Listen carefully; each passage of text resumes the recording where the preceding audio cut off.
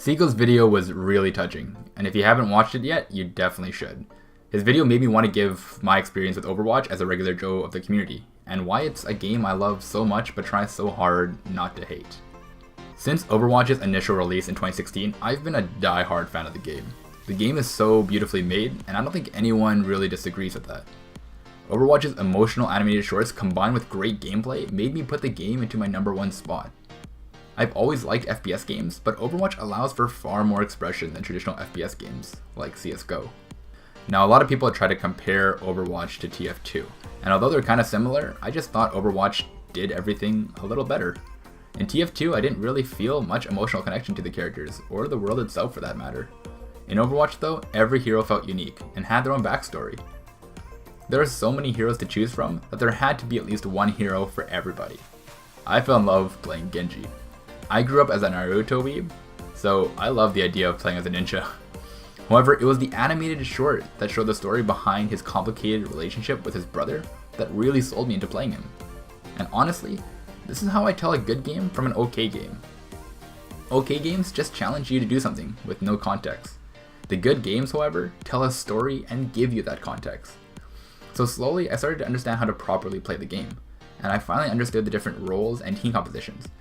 I learned how to effectively play different game modes like Payload and 2CP, and became more confident in my DPS abilities. I waited patiently for a competitive queue to finally come. Do you remember this? Well, if you don't, then this is how Overwatch ranked initially worked. You were given a number between 1 and 100, and climbing was brutal because most people were still learning how to play the game. Competitive matches had this obnoxious coin flip feature for when games were tied. Those were rough days. Rank queue felt a little off, and Blizzard made several fixes over the next few seasons. The coin flip was removed and the ranking system was completely reworked into a tier system. Overwatch started to feel like a legit competitive esport for me now, and the metas were starting to form. During this time I was Diamond and felt like I had a solid understanding of the game. I grinded competitive matches as Genji and he was a really strong pick at the time, so it felt pretty good. However, with each season passing, Overwatch started to change for me, and not for the better. Some heroes added into the game just created a lot of frustration, while metas like Triple Tank and Ghost were low risk, high reward. And although I honestly felt that since the launch of Overwatch the community has been surprisingly good, the community started to get more toxic. Competitive games no longer felt fun to play. The idea of being able to fluidly switch into any hero to adjust your team comp initially felt like a great feature to the game, but quickly became the worst feature. I thought they fixed this in Season 1, but Seagull's right.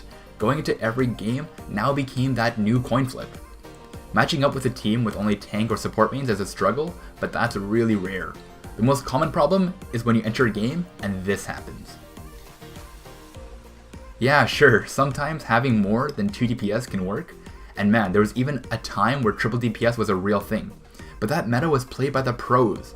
Pros are pro.